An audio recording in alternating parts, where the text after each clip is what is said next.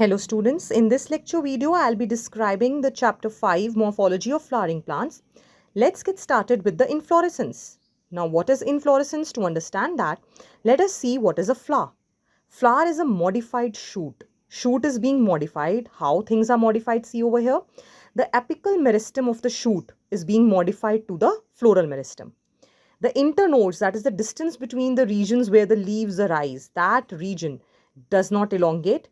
And the shoot tip, the flower which is formed, is solitary.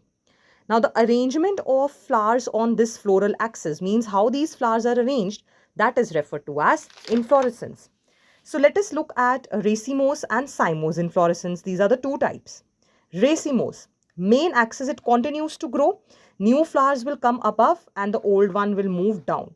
That is called as acropetal succession. Cymose, when the main axis will terminate in a flower and the new flowers will be at the side. So this is basipetal order, that the new flowers will be at the base and the old flowers will be at the top. Then let us see that what is the importance of flower in angiosperms or flowering plants. Flower basically is the reproductive unit.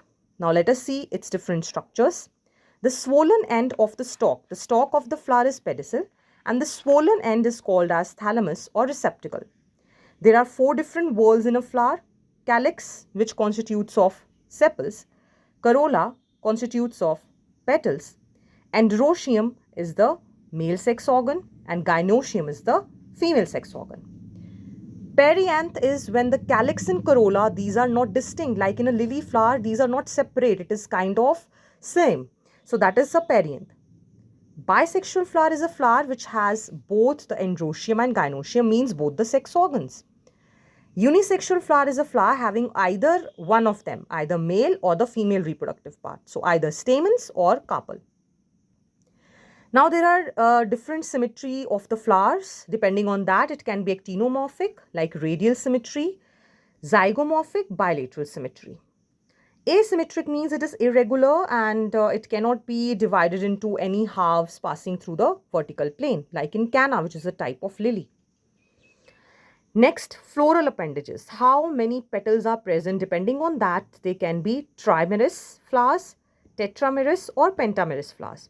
Means a trimerous flower will have petals multiples of 3 or 3 only. Similarly, tetramerous will have 4 petals or multiple of 4. Likewise for pentamerous. Bracts. These are reduced leaf which are found at the base of a flower. So if any flower has bract, it is called as bracteate. If it is without bracts, it is called as ebracteate. Next, let us understand that on the basis of position of the calyx, the corolla and androecium with respect to the gynoecium, that is ovary, there can be 3 types of flowers. Hypogynous with the superior ovary which can be seen.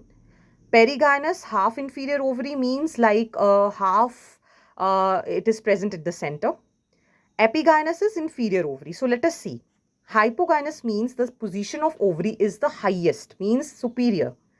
Peri means at the center, and epi means that the thalamus grows upwards and it encloses the ovary. So the ovary is inside actually and all the other parts stand above.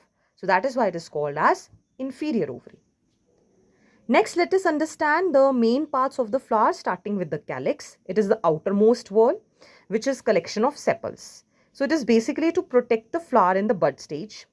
They can be united, called as gamosepalous, or they can be free, called as polysepalous.